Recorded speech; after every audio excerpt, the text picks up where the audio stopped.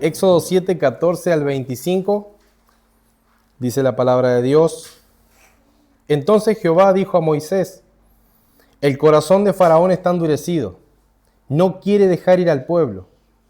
Ve por la mañana a Faraón, he aquí que él sale a las aguas, y ponte a la orilla del río para encontrarlo, y toma en tu mano la vara que se volvió serpiente, y dile: Jehová, el Dios de los hebreos, me ha enviado a ti, diciendo: deja ir a mi pueblo para que me sirva en el desierto. He aquí que hasta ahora no has querido oír. Así ha dicho Jehová: en esto conocerás que yo soy Jehová. He aquí yo golpearé con la vara que tengo en mi mano las aguas que están en el río, y se convertirán en sangre. Y los peces que hay en el río morirán, y hederá el río, y los egipcios tendrán asco de beber el agua del río.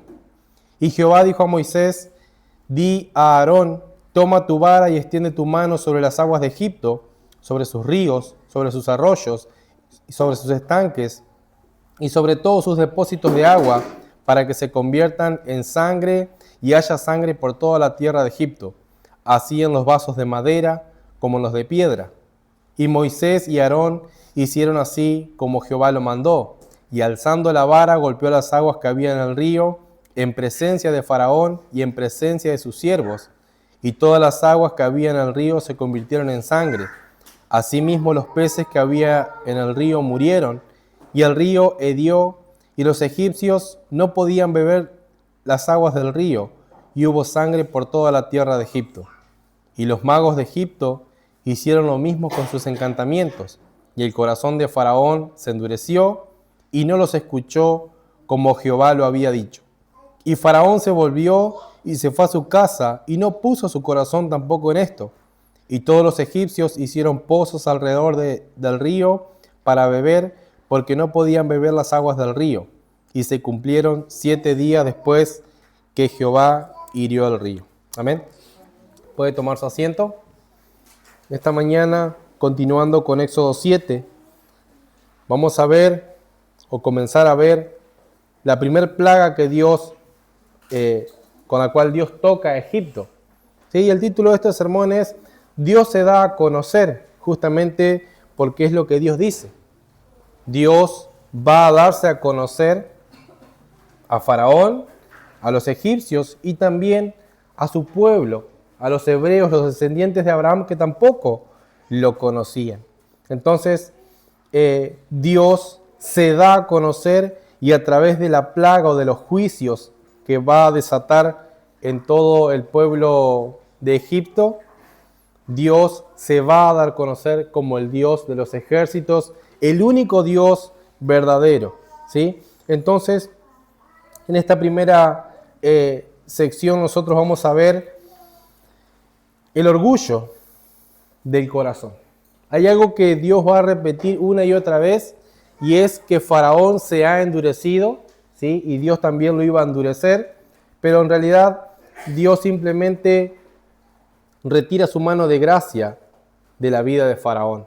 ¿Sí? Él ya estaba endurecido por naturaleza, porque es un ser humano y es un pecador. Entonces, en nuestro primer punto vamos a ver el orgullo del corazón, del 14 al 18. Hay algo que Dios sabe. Dios sabe y conoce que el corazón de Faraón está endurecido. ¿Por qué Dios sabe que el corazón de Faraón está endurecido? Bueno, porque Dios es Dios y Él es omnisciente y conoce todas las cosas. Él conoce todo ser humano. Como conoce a Faraón, conoce cada ser humano que existe. Y no como nosotros lo conocemos, que lo vemos las personas. Dios conoce los pensamientos, las intenciones del corazón y lo que está oculto en nuestro interior, que nosotros a veces pensamos que nadie ve. Bueno, Dios lo ve. Los malos pensamientos, los buenos pensamientos, pensamientos blasfemos, pensamientos el que se le ocurra en su cabeza, Dios lo conoce. Por eso justamente Dios sabe que Faraón está endurecido, porque conoce el corazón y las intenciones y la dureza del corazón de este hombre, de que no quiere dar el brazo a torcer. Por eso Dios sabe lo que él piensa, sabe lo que está oculto, sabe lo que nadie ve. Dios lo ve en el corazón de Faraón. Dios también conoce nuestro corazón a la perfección. Nada escapa al sabio y eterno conocimiento de Dios. Por eso debemos acercarnos a Dios con reverencia. El orgullo del corazón de Faraón, ¿sí? El corazón de Faraón está endurecido, dice Dios. No quiere dejar ir a mi pueblo. Bueno, entonces Dios manda a su siervo Moisés a que hable a Faraón que se pare del otro lado del río. En la ribera del río dice: Faraón sale a la mañana al río, así que párate delante de él y hacele saber que voy a golpear el río, que voy a atacar a Egipto. Sí, dice: entonces Jehová le dijo a Moisés: el corazón de Faraón está endurecido, no quiere dejar ir al pueblo. Ve por la mañana a Faraón, que él sale a las aguas, y ponte a la orilla del río para encontrarlo, y toma en tu mano la vara que se volvió serpiente.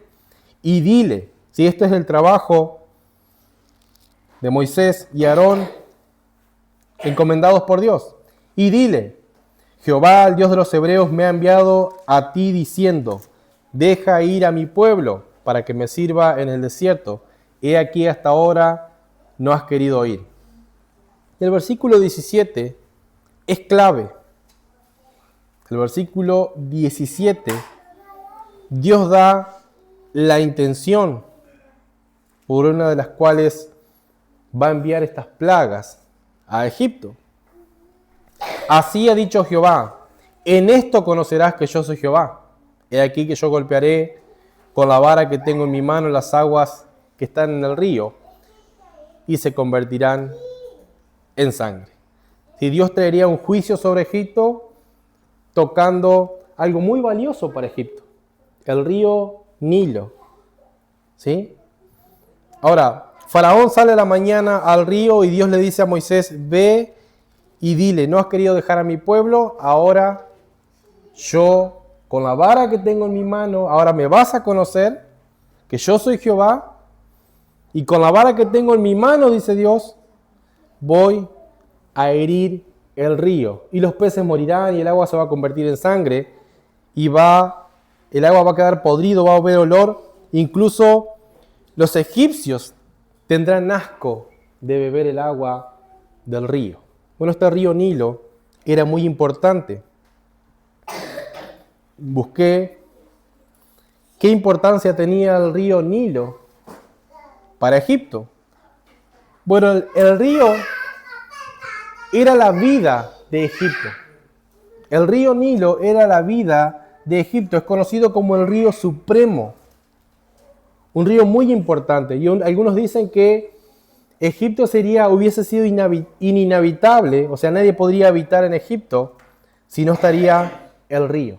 Entonces la importancia de este río es que era mucho más que una fuente de agua. Representaba la vida misma, la fertilidad, el sustento económico, también una realidad religiosa, profundamente religiosa, representaba ese río para los egipcios. En una tierra rodeada por el desierto, el Nilo hacía posible la agricultura. Sus crecidas anuales dejaban limo fértil sobre la tierra, permitiendo cosechas abundantes.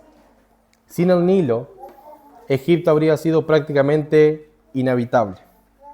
Por eso los egipcios dependían enteramente de este río, por eso lo adoraban, por eso el Nilo era como un dios, era como el río que los dioses le habían dado. Y cuando el río Nilo crecía, dejaba la tierra fértil por sus minerales, por todo lo que dejaba. Cuando bajaba el río, sobre los campos quedaba como fertilizante, podemos decir, quedaba proteína y nutrientes para la tierra, en lo cual los egipcios podían sembrar y la tierra quedaba fértil. Y entonces cada crecida era como una bendición que ellos recibían de sus dioses de parte del Nilo. Por eso también lo adoraban. Ellos dependían enteramente para el alimento, el agua, el comercio, transporte, pesca, ganadería. Entonces, cada vez que el Nilo crecía, ellos lo entendían como una bendición de los dioses que le estaba proveyendo. Y de ahí ellos se aferraban, y esto que el Nilo hacía, naturalmente, obviamente, dado por Dios, ellos confiaban tanto en el Nilo y adoraban al Nilo porque de ahí dependía su estabilidad, y su sensación de seguridad nacional y religiosa. ¿Por qué? Porque el Nilo les daba todo. Hasta el día de hoy este río es conocido como el río supremo. Un río tan grande y tan rico que en medio del desierto obviamente es una bendición. Bueno, esto significaba el río para los egipcios. Ahora Dios lo va a convertir en sangre. Y uno dice, ¿por qué? Bueno, Dios se quiere dar a conocer.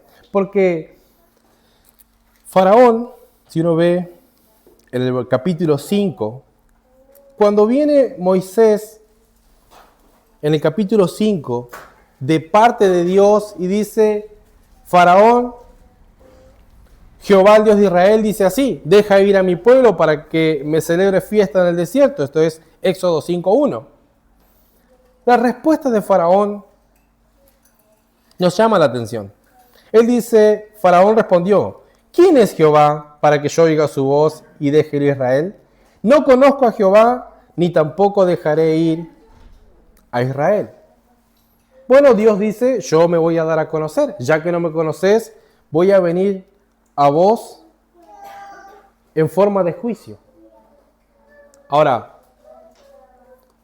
si prestamos atención al versículo 17, las palabras que Dios le dice a Moisés que le diga a Faraón, dice, en esto conocerás que yo soy Jehová. Y lo siguiente es, yo golpearé con la vara que tengo en mi mano el agua que está en el río y se convertirá en sangre. Dios está diciendo, todo lo que será provocado en el río Nilo, y ahora nomás con las 10 plagas, es provocado por mí. No es Aarón y Moisés, es Dios usando a sus siervos, pero en realidad Dios dice, es la vara que yo tengo en mi mano. ¿Sí? Yo voy a golpear el río, yo voy a provocar esto. La gloria se la lleva siempre Dios y Dios se está dando a conocer como el Dios supremo. Ahora, este río, en otra época anterior, 80 años atrás podemos decir, fue quien recibió muchos niños de los hebreos. Este río, por una parte, representaba a los dioses de los egipcios y ellos confiaban en ese río y en esos dioses y lo adoraban. Pero para los hebreos, después del incidente, cuando en la época que nació Moisés, ya el río representaba para los hebreos la muerte, la tragedia. Miren lo que dice Éxodo 1:22. Entonces Faraón mandó a todo su pueblo diciendo, echad al río todo hijo que nazca y a toda hija preservad la vida. El río representaba una bendición para los egipcios, pero para los hebreos representaba la muerte, porque había tragado a sus niños, a sus hijos varones, que el otro faraón anterior había mandado a matar, ya que las parteras no habían obedecido. Entonces, ver al Nilo era recordar la tragedia que miles de niños fueron arrojados allí. Por eso es que la madre de Moisés, no pudiendo retener más a Moisés, lo pone en un cesto, en un arca, y lo larga en el río cuando la hija de Faraón se estaba bañando con sus doncellas, para que lo encuentre. Es por eso, porque los niños varones tenían que ser tirados al río. Seguramente el tirar, ofrecer los niños al Nilo era como ofrecer adoración. Los egipcios se lo ofrecían en sacrificio a los niños de los hebreos, a su Dios. Y el Nilo había tragado a los niños. Ahora, la visión del contraste entre lo que significaba para los hebreos el Nilo y lo que significaba para los egipcios el Nilo y para Faraón. Para ellos era su estabilidad, la bendición de los dioses, ¿sí? La seguridad nacional y religiosa provenía del Nilo. Por eso Dios viene y dice, yo lo voy a golpear. Ahora me vas a conocer, yo voy a destruir la fuente de tu confianza. En lo que vos te enorgulleces, Faraón, y todo Egipto se enorgullece, tenemos el Nilo, estamos en el desierto. No necesitamos nada. Dios los golpea y Dios toca el orgullo de la nación. Entonces Dios le va a dejar en claro a Faraón, con esta plaga y con todas las demás, que Él es el que pelea y que nadie puede vencer. Dios es el Dios de los ejércitos, el Dios invencible. Faraón no es nadie comparado con Dios. El río Nilo y sus dioses es nadie comparado con el verdadero Dios supremo. Dios le deja en claro a Faraón diciendo: yo soy el que voy a actuar. Y esto obviamente va a descubrir el orgullo de Faraón. Obviamente se endurece más. Para Faraón, él era una deidad y sus dioses y el río también. Entonces, ellos se consideraban invencibles. Pero tenemos que recordar que el hombre es orgulloso por naturaleza. Somos así. En gran escala o en menos escala, tenemos que reconocer que todo ser humano, tenemos algo de orgullo. ¿Sí? Por eso nos ofendemos fácilmente, por eso nos lastiman fácilmente, nos enojamos fácilmente, porque hay orgullo, porque tenemos un alto concepto de nosotros mismos que no deberíamos tener. Tenemos que rogar al Señor que seamos como Cristo, ¿sí? Más humildes y batallar en contra del orgullo. El orgullo ha hecho caer a grandes reyes, a reyes poderosos, reyes sabios. ¿Sí? El orgullo ha hecho caer a grandes. Incluso Satanás cayó por orgullo, por orgulloso, ¿sí? Por querer ser igual a Dios, lleno de orgullo, cayó.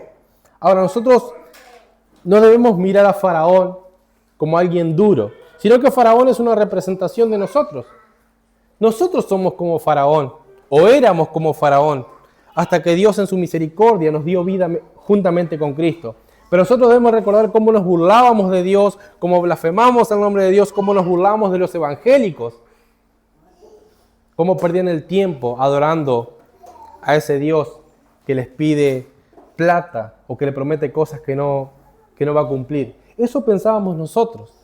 Éramos orgullosos, éramos igual o peor que Faraón, hasta que Dios en su misericordia y bondad nos dio vida juntamente con Cristo. Entonces no olvidemos de dónde nos ha sacado Dios. No olvides que una vez fuiste como Faraón lleno de orgullo y Dios te dio vida juntamente con Cristo. ¿Sí? Y ahí pudimos conocer su amor, su misericordia y bondad, porque Dios rompió el orgullo. El orgullo es un pecado grande que destruye. Dios aborrece el orgullo. La pregunta es, ¿hay orgullo en mí? ¿Estoy luchando con Dios para no arrepentirme de mi orgullo? Y estoy diciendo, no, en mí no hay orgullo. Bueno, eso es una muestra clara, aunque no lo digas, que Dios conoce que sí hay orgullo. Porque estamos orgullosos de no ser orgullosos. O estoy orgulloso de mi humildad. Eso es orgullo. Ahora, la pregunta es no mirar a Faraón, ni mirar a mi hermano que está al lado, ni mirar a quien está predicando. ¿Sí? Todos debemos mirarnos a nosotros y ver, ¿hay orgullo en mí? ¿Estoy luchando con Dios para no arrepentirme de mi orgullo? Porque la culpa siempre es del otro. El orgullo del corazón está y Dios lo aborrece. Entonces, en esta primera parte, nosotros vamos a ver que Dios descubre y conoce el corazón del ser humano en profundidad. Solo Él lo conoce. Nosotros no nos conocemos ni a nosotros mismos. En segundo lugar, nuestro segundo apartado es del versículo 19 al 21 y dice, Dios golpea el orgullo. ¿Sí? No nos conviene ser orgullosos, porque Dios lo va a golpear.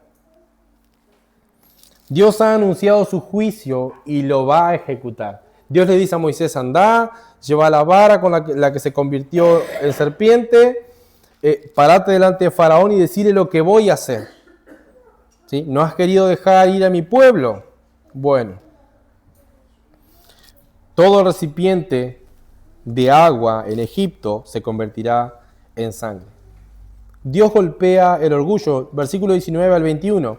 Y Jehová dijo a Moisés, di a Aarón, toma tu vara y extiende tu mano sobre las aguas de Egipto, sobre sus ríos, sobre sus arroyos y sobre sus estanques y sobre todos los depósitos de agua, para que se conviertan en sangre y haya sangre por toda la tierra de Egipto, así de los vasos de madera como en los de piedra.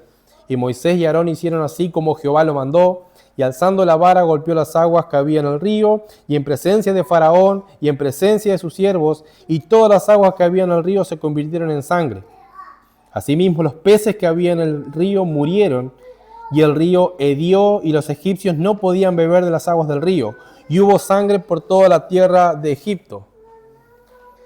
Lo que sucedió acá no es que las aguas se volvieron simplemente aguas rojas. Literalmente el río se convirtió en sangre por el poder de Dios. ¿Sí? Y los peces, tanto peces, yacaré y todo animal que haya habido en el Nilo, murió y se pudrió, porque el Nilo hedió, dice el texto. Este es el juicio de Dios. ¿Qué está haciendo Dios? Está golpeando la fuente de confianza que tenían los egipcios, que tenía Faraón. Ellos confiaban en esto. Ahora, ¿qué les queda si el río se pudre? Es Dios atacando a sus dioses. Todo recipiente de agua que había en Egipto se convirtió en sangre por la vara de Dios que tocó el Nilo. Ahora los peces mueren, todo lo que hay en el río muere. Dios ha matado el orgullo de Egipto, el orgullo de Faraón, sus ídolos. El río supremo ha muerto. El río sagrado ha muerto. ¿Y qué pasó? El Dios de los hebreos lo ha tocado con su vara y hizo lo que dijo que iba a hacer. Esa es la imagen que Moisés nos está dando acá con esta plaga de sangre. Dios es el único todopoderoso, soberano. Dios es el único supremo. El río no es más supremo que Dios. No confíen en él. El río Nilo está ahí porque Dios en su bondad se los había dado. Y ellos no querían reconocer quién era Jehová.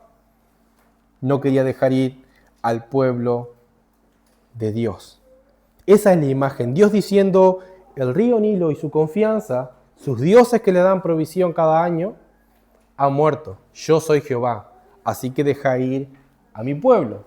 Y la primera plaga arranca con sangre y la última plaga también traerá muerte. ¿Sí? Los egipcios ahora tienen asco de beber el agua del río, de ese río que tanto amaban, que tanta bendición le había traído, ahora les daba asco. Ahora no tienen ni siquiera lo básico para vivir. No tienen dónde tomar agua. No tienen agua limpia. Dios ha venido en juicio sobre todo Egipto porque Faraón se ha endurecido. Ha atacado el orgullo. Dios ha golpeado el orgullo de este hombre y de toda la nación. Y uno se pregunta, ¿pero por qué? Bueno, el Nilo ya estaba manchado de sangre. Ya estaba manchado de sangre, inocente. Dios tiene sus razones, sus propósitos eternos. Y en este caso vemos que Dios se quiere dar a conocer. ¿Sí? Él dice en el versículo 17, en esto conocerás que yo soy Jehová. Él dice, no me conoces. En el capítulo 5, Faraón decía, ¿quién es Jehová? Para que yo deje ir a los hebreos. Yo no conozco a Jehová y tampoco voy a dejar ir a los hebreos. Hay comentaristas que dicen que en la plaga o cuando Dios envía a Moisés es como que empieza una lucha de titanes, de dos grandes. Yo no estoy de acuerdo con eso personalmente porque no considero a un hombre como Faraón un titán. No tiene comparación para luchar con Dios. Él ya está derrotado de entrada. Entonces no es que es una lucha entre titanes. Simplemente Dios humillando a alguien que se creía Dios y a un pueblo que se creía invencible. Pero ahora Dios ataca y golpea el orgullo de la nación. La Biblia de las Américas en el versículo 22 del capítulo 1 que vimos hoy dice, entonces Faraón ordenó a todo su pueblo diciendo, todo hijo que nazca lo echaréis al Nilo y a toda hija dejaréis con vida. Eso dice la Biblia de las Américas. El Nilo ya estaba manchado de sangre. Ahora Dios les muestra que él podía matar al Nilo. ¿sí?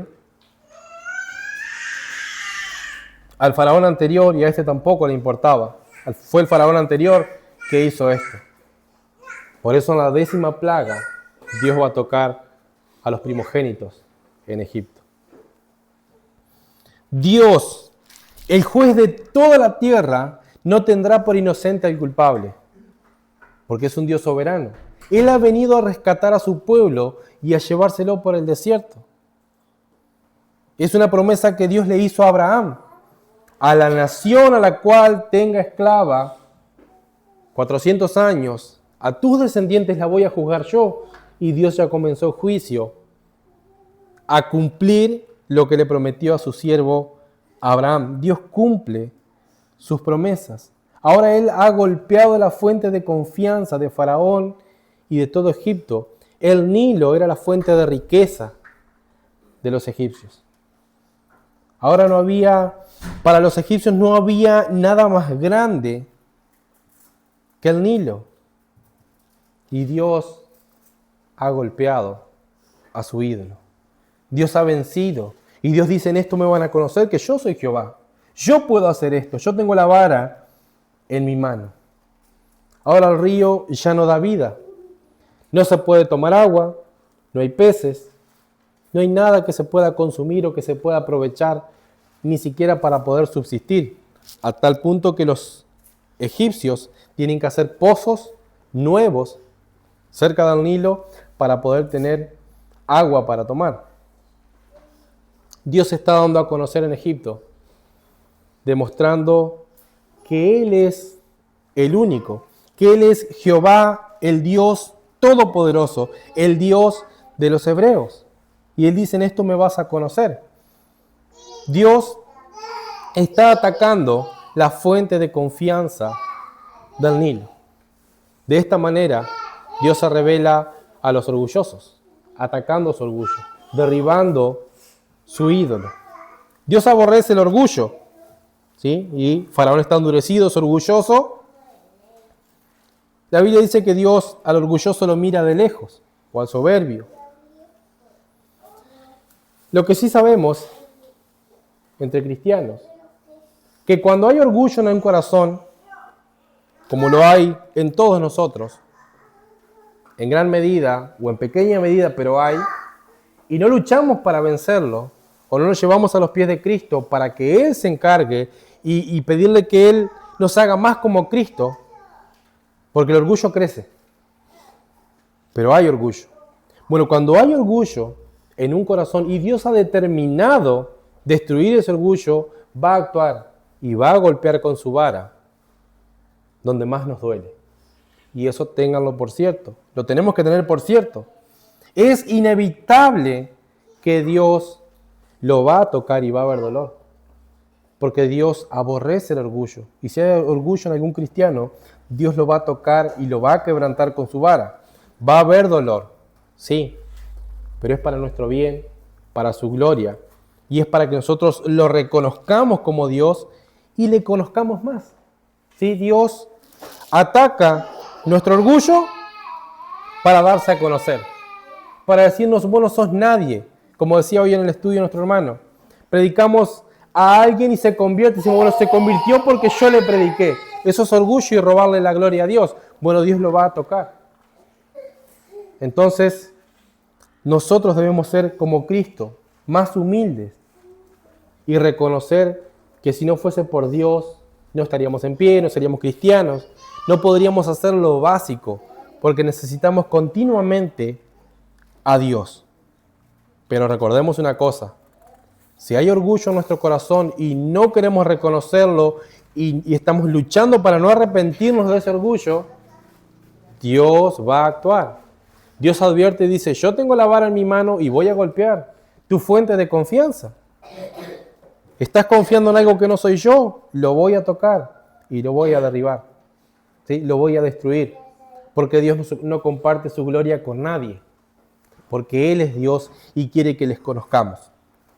Amén. Ha devastado una nación. Pero esto no queda acá. Nuestro tercer y último punto, viendo cómo Dios se da a conocer, a los egipcios. Es del versículo 22 al 25 y nuestro encabezado es el engaño de Satanás.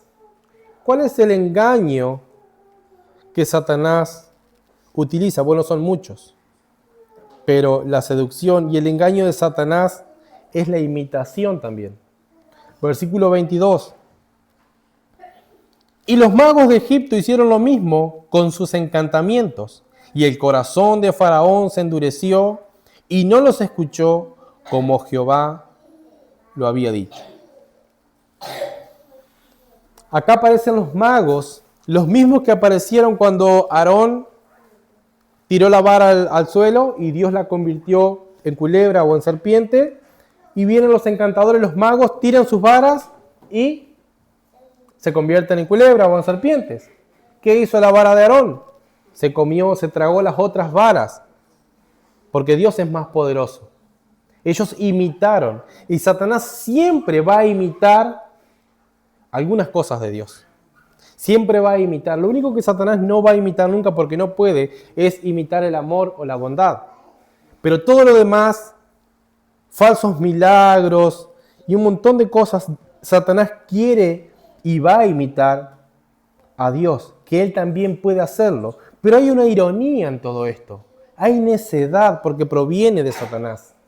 Hay necedad. Estos mismos magos hicieron lo mismo con sus encantamientos. Pero si su poder hubiera sido verdadero poder, no imitación barata, satánica pero barata, en vez de convertir más agua en sangre, hubiesen revertido, si hubiesen tenido poder de verdad, la sangre en agua potable. Y ahí sí ellos serían exaltados. Pero como no tienen ese poder, ¿qué fue lo que hicieron? Añadieron sangre a la que ya había. Entonces, Satanás engaña de esa manera. Imita todo lo que está a su alcance, pero siempre queda demostrado que es todo para mal. Satanás no puede imitar el amor y la bondad. Por eso no pudieron convertir la sangre en agua para derrotar al Dios de los hebreos, porque no podían. Porque no es una lucha de titanes. Entonces, el engaño de Satanás, que fue quien engañó a Eva y quien ha sido el engañador desde el principio, es imitar lo que Dios hace. Hoy en día también pasa eso. En esta época tenemos a los encantadores convirtiendo varas en culebra. Ahora dice el versículo 22 que los magos hicieron lo mismo con sus encantamientos. Convirtieron el agua en sangre, o sea, añadieron juicio al que ya estaba. Pero como su imitación era falsa, simplemente añadieron juicio. Si su poder hubiera sido verdadero, hubiesen convertido la sangre en agua potable, pero no pudieron.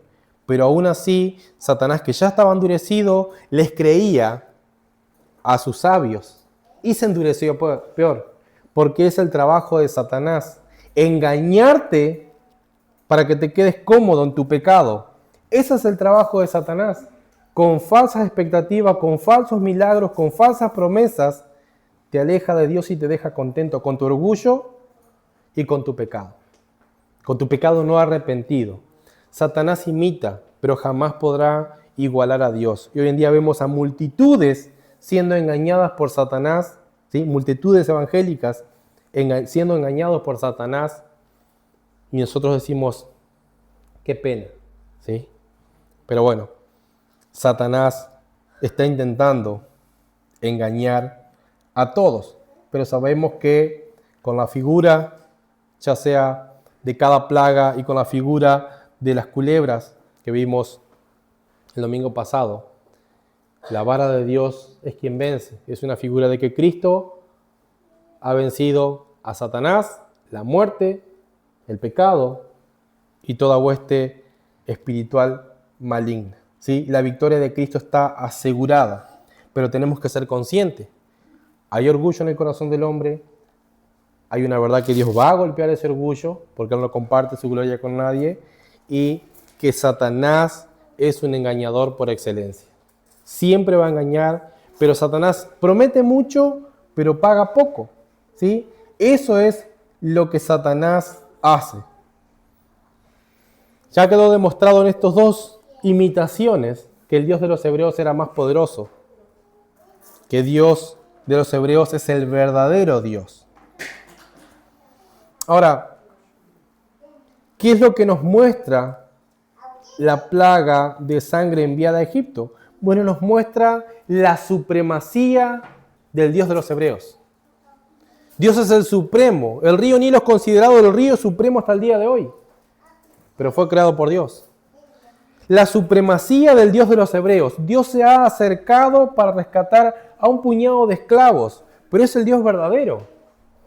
El pueblo debería estar orgulloso, en el buen sentido, de que tenían un Dios como Jehová. Pero hoy leíamos al principio en el Salmo 95, él dice, 40 años estuve disgustado con ellos, porque su corazón era duro, ¿sí? Porque no se arrepintieron, porque no oyeron, ¿sí? No me escucharon en el desierto. Por eso juré en mi ira que no entrarían en mi reposo. La supremacía de Dios sobre los ídolos de Egipto. No hay otro igual a Dios. No hay con qué compararlo, no hay otro mayor que Dios. Solo Dios es el verdadero Dios, de donde provienen todas las cosas, todo lo bueno. Todas las cosas provienen de Dios y siempre son para que nosotros le demos la gloria a Él. Dios es fiel. ¿Dios tenía que demostrar que Él es Dios? No, pero se lo demostró porque Él había prometido. ¿Sí? Siempre toco este texto de Romanos 9, porque me encanta y pienso que es clave. Romanos 9:17. Pablo citando esto dice, porque la Escritura dice a Faraón, para esto mismo te he levantado, para mostrar en ti mi poder, para que mi nombre sea anunciado por toda la tierra. Dios permitió que Egipto sea Egipto y que Faraón sea Faraón, para después venir y destruirlo así, para que todos conozcan quién es Dios, para demostrar en ti mi poder. Entonces, en esta plaga de sangre lo que vemos nosotros es la supremacía de Dios sobre todos los dioses de Egipto. Hay otra cosa que tenemos que decir respecto a este texto. Frecuentemente Dios, o normalmente Dios, toca aquello en lo que el hombre pone su confianza fuera de Él. Normalmente o frecuentemente Dios toca, va a herir, va a tocar con su vara todo aquello que nosotros como hombres pongamos algo en el trono de nuestro corazón que solamente le pertenece a Dios.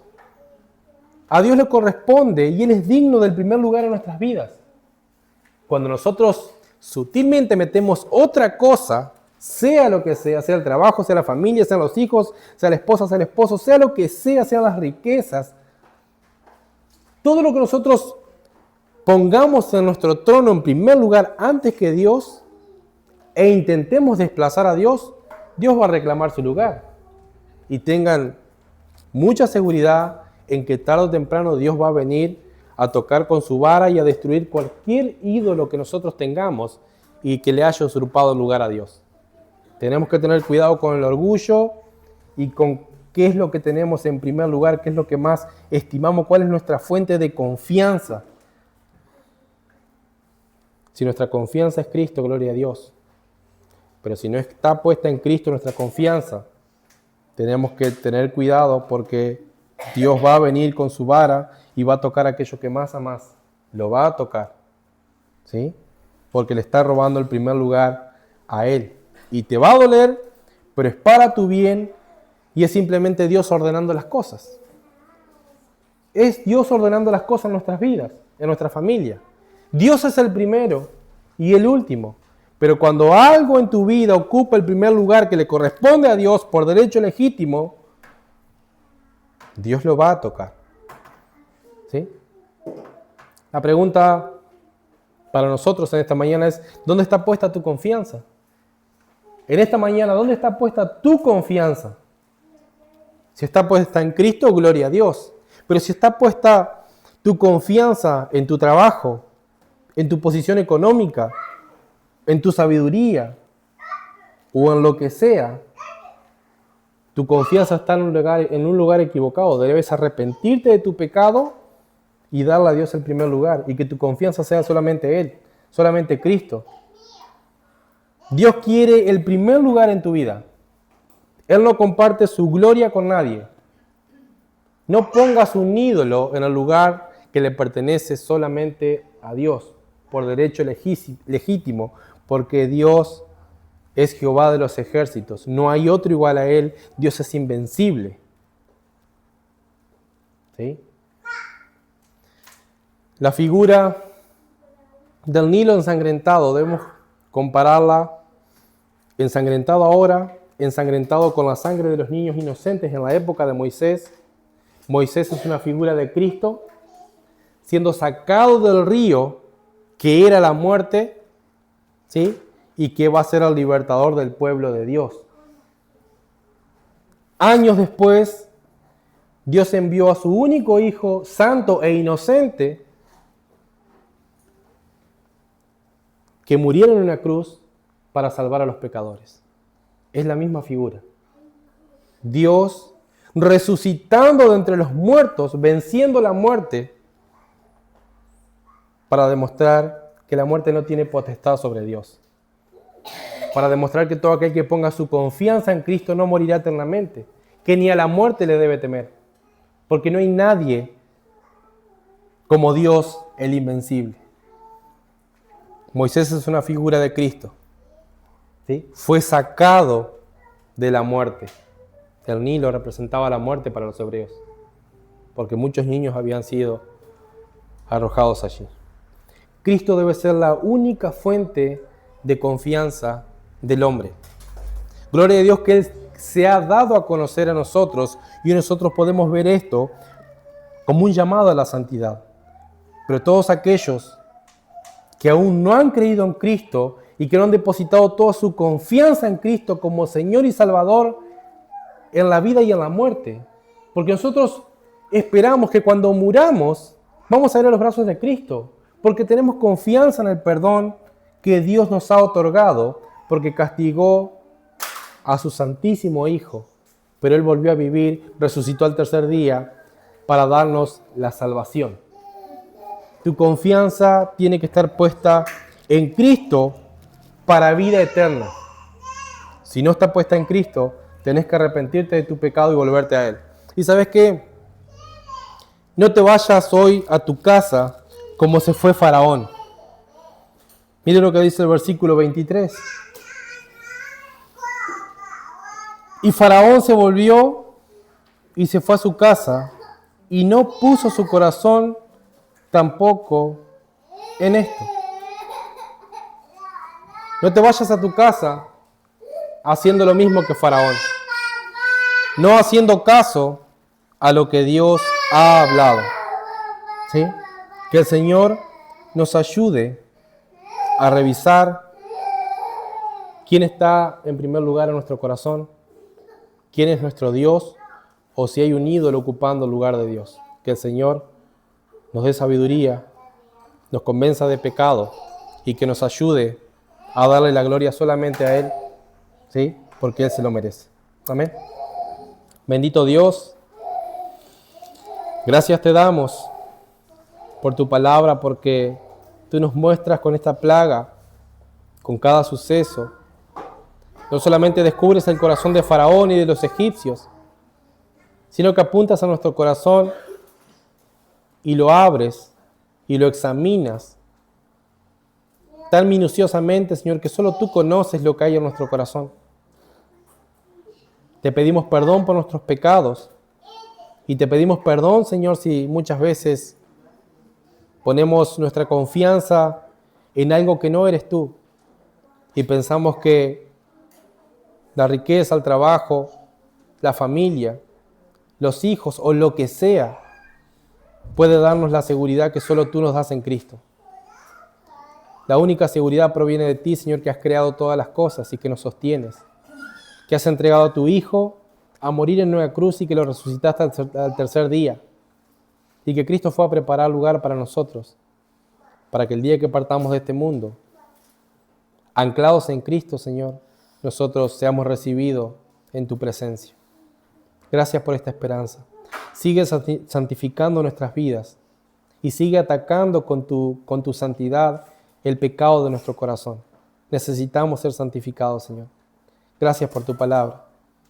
Y te rogamos, Señor, que sigas salvando almas.